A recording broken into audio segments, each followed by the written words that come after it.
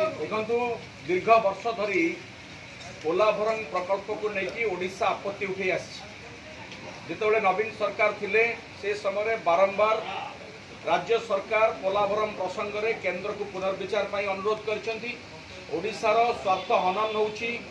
मालकानगिरी जिलार हजार हजार आदिवासी एथिरे क्षतिग्रस्त हेबे एवं शह शह गाँ बुड़ीब।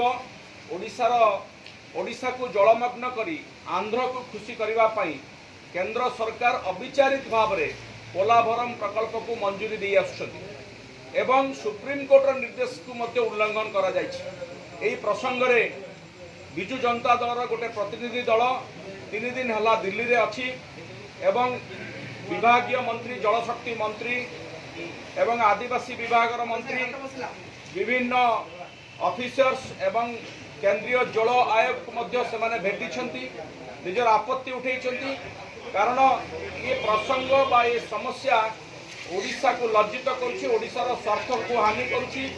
ए समय केंद्र सरकार आंध्र प्रीति पड़ी यही प्रसंग रे आज कांग्रेस दल तरफ गोटे मुलतवी प्रस्ताव दि जाता। बिजु जनता दल तरफ आमे ताकू समर्थन करूलु किंतु से मुलतवी प्रस्ताव को ओडिशा सरकार ग्रहण कले नहीं। तेणु बिजु जनता दल और कांग्रेस दल मिलित भाव में आम यार प्रतिवाद कलु एवं प्रश्न काल प्रतिवाद फल मुलतवी रहा।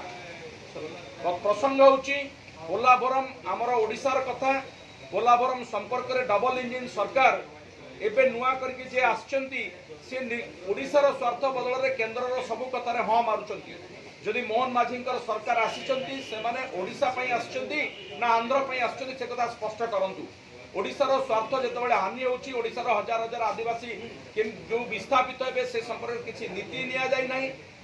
केंद्र सरकार मध्य पोलाभरम प्रकल्प रे कौनसी सुप्रीम कोर्ट निर्देश मानु नांती से समय ओडिशा सरकार कहीं चुप बसुंट तार जवाब दिंतु। यही प्रसंग केवल विधानसभा नुहे कि दिल्ली में नुहे जदि केंद्र सरकार ओडिशा प्रति अविचार करेंगे बिजु जनता दल आंदोलन को ओह्लैब ये चेतावनी आम देछु।